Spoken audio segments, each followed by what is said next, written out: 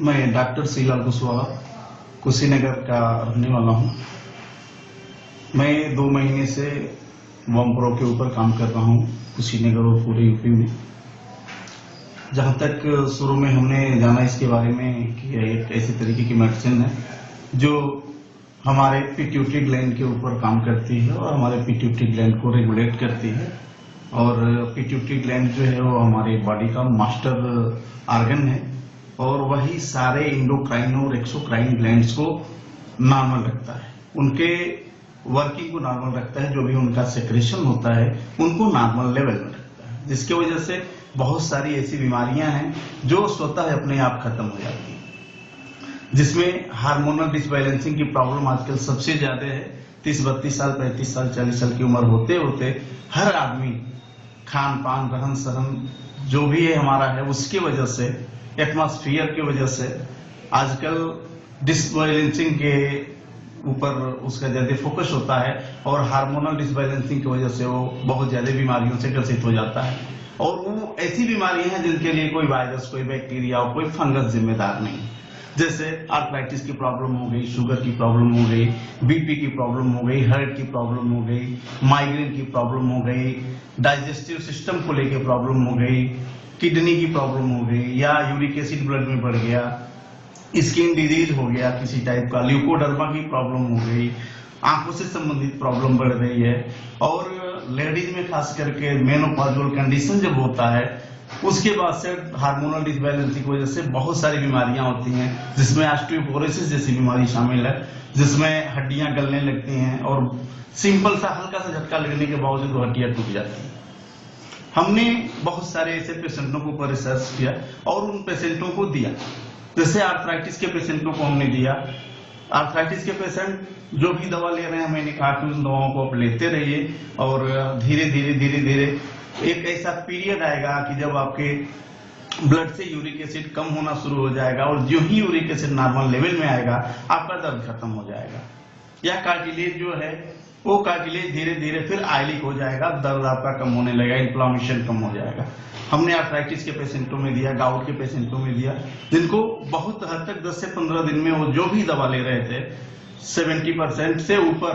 उन लोगों की दवाएं बंद हो गई। 2 महीना पूरा होते होते उन लोगों की दवाएं बंद हो गई। दूसरा, हमने इसका यूज किया ब्लड प्रेशर के पेशेंटों पे, हाइपरटेंशन जिनको था या हाइपोटेंशन था, दोनों तरीके के लोगों में हमने दिया। बस खान पान में थोड़ा सा परहेज करवाया, बहुत आयलिक और बहुत स्पाइसी या बहुत ज्यादा आयलिक प्रोडक्ट न ले हो, और उन लोगों ने लिया। और वॉम्प्रो हमारा यूज कर रहे हैं, सिंपल सा नाक में 1-1 बूंद डालना है सुबह में और 1-1 बूंद शाम को डालना है। वे लोग डाले और उन लोगों को अद्भुत रिजल्ट मिला। इसके साथ ही साथ एक ऐसा पेशेंट जिसको पैरालिसिस की शिकायत हो रही थी और वह बार्बर है, कुशीनगर के बगल में एक शिवपुर गांव है, शिवपुर में वो अपना छोटा सा सैलून चलाता है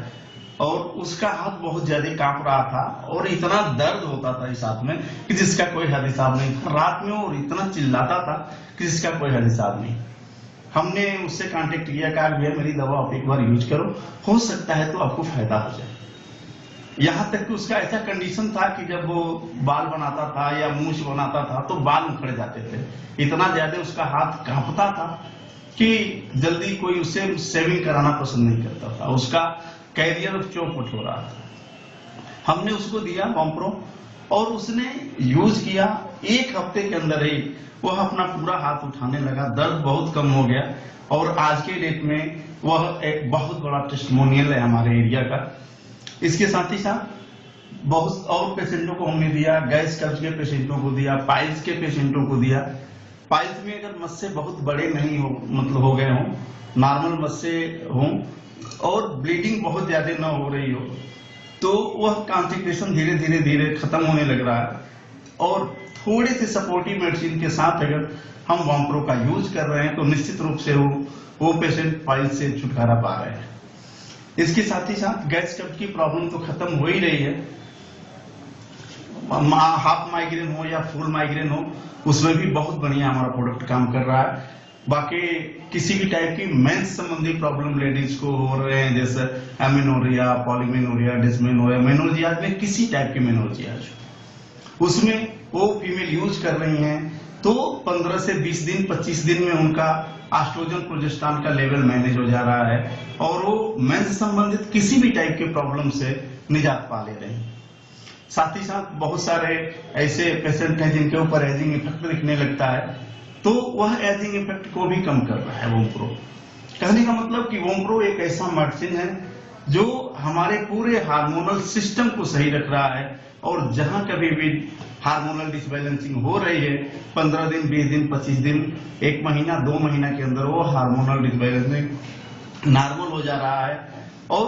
3 महीने अगर लगातार यूज कर दिया जाए, 100 दिन 120 दिन लगातार यूज कर दिया जाए तो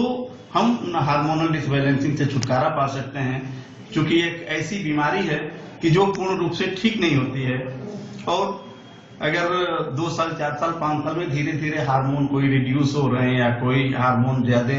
लेवल में इंक्रीज कर रहे हैं, फिर हम 2 महीने 3 महीने के लिए अगर यूज कर दें वोमप्रो तो हार्मोन हमारे फिर लेवल में हो जाएंगे और इस तरीके से हमारी जिंदगी बहुत अच्छे तरीके से गुजर सकती है, बिना बीमारियों के गुजर सकती है। अस्थमा जैसे पेशेंट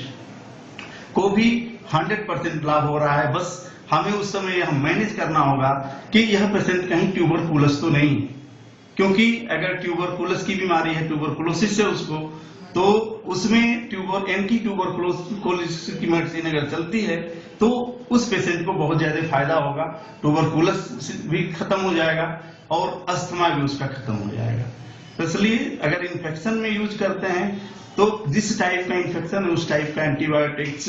या एंटीबैक्टीरियल या एंटी फंगल यूज करना होगा, उसके साथ हमारा वोमप्रो यूज करें सपोर्टिव मेडिसिन के साथ में, तो बहुत ही अद्भुत और चमत्कारिक रिजल्ट मिल रहा है। और हम चाहेंगे कि इस टाइप के किसी भी तरीके के पेशेंट हों जो इस तरीके की बीमारियों से ग्रसित हों या ग्रसित होने वाले हों, बहुत सारे ऐसे पेशेंट हैं जो मोटापा जिनका बढ़ता जा रहा है या हाइपरथायरॉक्सीन हाइपोथायरॉक्सीमिया की वजह से शरीर उनका मोटा होता जा रहा हो या पतला होता जा रहा हो, यह ऐसा एक अद्भुत प्रोडक्ट आया है कि हाइपरथायरॉक्सीमिया जैसी या हाइपोथायरॉक्सीमिया जैसा डिजीज भी नॉर्मल लेवल में आ जा रही है और वो पेशेंट ठीक हो जा रहे हैं। इसके साथ ही साथ साइनस की प्रॉब्लम हो या गले संबंधी कोई प्रॉब्लम हो, इन्फेक्शन छोड़ के, तो वो पेशेंट नॉर्मल लेवल में आ जा रहा है और उसका जीवन बिना दवाओं के आराम से गुजरता जा रहा है।